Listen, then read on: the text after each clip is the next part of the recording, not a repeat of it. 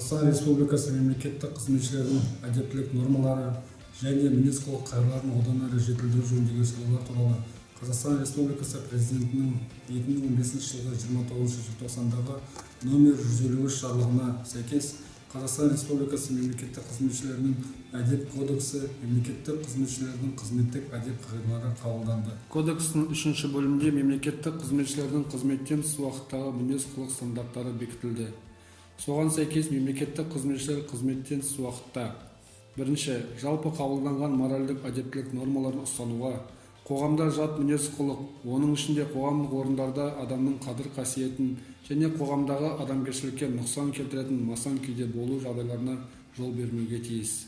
Екінші, қарапайым болуға, тиісті көрсетілетін қызметтерді алу кезінде өзінің лауазымдық жағдайын баса көрсетпеуге және пайдаланбауға тиіс.